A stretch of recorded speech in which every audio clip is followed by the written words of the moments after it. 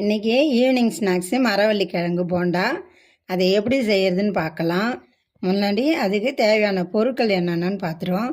மரவள்ளிக்கிழங்கு 1/2 kilo, 2 திட்டமான size வெங்காயம், ஒரு 3 பச்சை மிளகா, ஒரு துண்டு இஞ்சி, தேவையான அளவுக்கு பஜ்ஜி மாவு, கருவேப்பிலை, கொத்தமல்லி. இப்போ எப்படி செய்கிறதுன்னு பார்க்கலாம் வாங்க. முதல்ல மரவள்ளிக்கிழங்க மணல் போக நல்லா கழுவிட்டு, இதில் கனிமல்னா இருக்கும் மேலே, அதை கழுவிட்டு சின்ன சின்ன துண்டாக போட்டு தண்ணி ஊற்றி வேக வச்சு எடுத்துக்கணும்.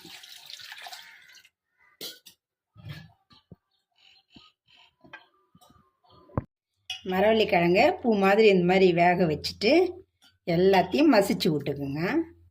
கிழங்கு ஃபுல்லாக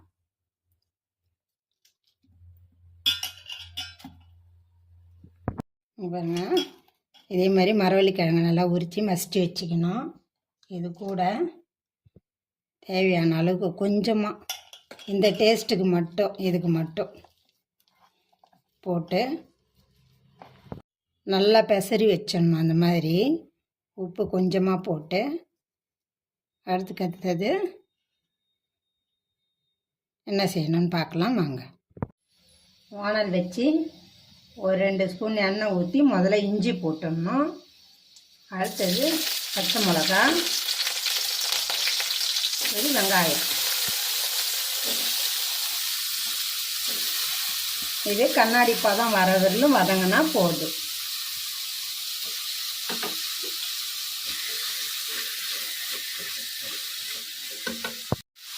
ஒரு 1/4 டீஸ்பூனு மஞ்சள் தூள் போட்டுருங்க.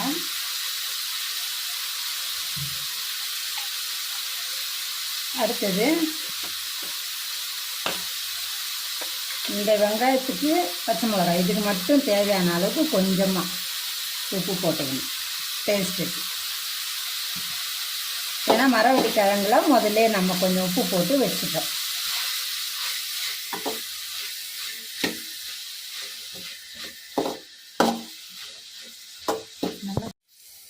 வெங்காயம் கண்ணாடி பதம் வதங்கிடுது. இப்போ கருவேப்பிலை, கொத்தமல்லி போட்டு இறக்கிடணும்.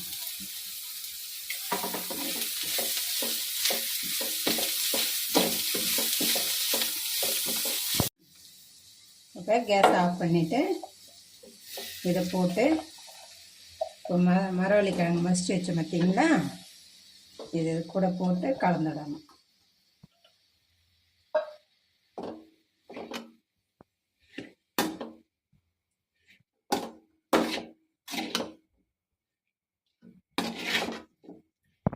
இப்போ இந்த கலவையை தட்டில் கொட்டி ஆறுனதும் நம்ம உண்டை பிடிச்சி வச்சிடணும்.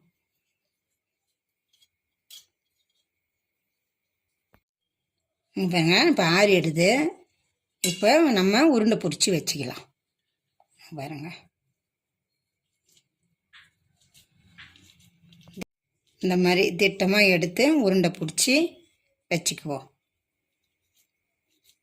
அப்புறம் நம்ம எண்ணெயில் போட்டு பொரிச்சிக்கலாம். இந்த கலவையை இதே மாதிரி எல்லாத்தையுமே உருண்டை பிடிச்சி எடுத்து வச்சுக்கணும். இதை இப்போவே நம்ம உப்பு பதம் பார்த்து உருண்டை பிடிச்சி வச்சுக்கணும். ஏன்னா இதில் கொஞ்சம் உப்பு கம்மியாக, ஒரு கல் உப்பு கம்மியாகவே போட்டு வச்சுக்கிங்க. அப்போ தான் இது டேஸ்ட்டாக இருக்கும். இப்போ மாவை கலக்கணும். நம்ம பஜ்ஜி மாவு இருக்குது பார்த்திங்களா, அதுவே எடுத்து கலந்து வச்சுக்கலாம்.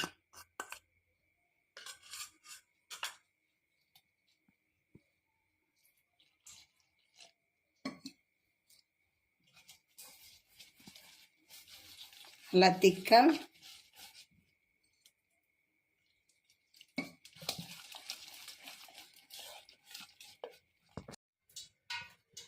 இங்கே பாருங்க. நம்ம உருண்டையை துவைச்சி போடுற அளவுக்கு இந்த அளவுக்கு பதத்தோடு நம்ம கரைச்சிக்கணும்.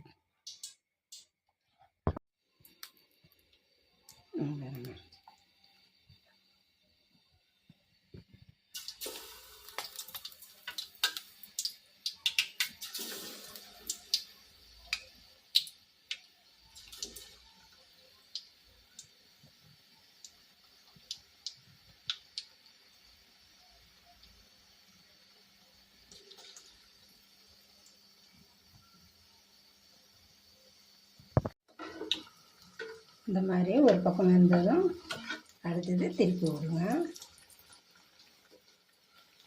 பிள்ளைங்கள்லாம் வந்து மரவள்ளி கிழங்கெல்லாம் சாப்பிட மாட்டாங்க. இந்த மாதிரி நீங்கள் செய்து கொடுங்க.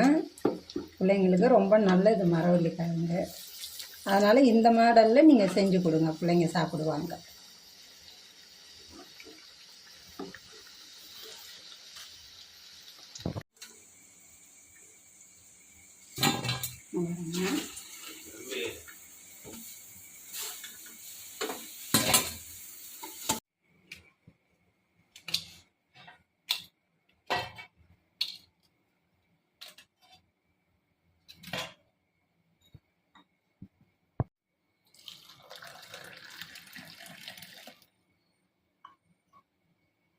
இந்த மாதிரி செய்து குழந்தைங்களுக்கும் கொடுங்க, நீங்களும் சாப்பிடுங்க. சூப்பராக இருக்கும்.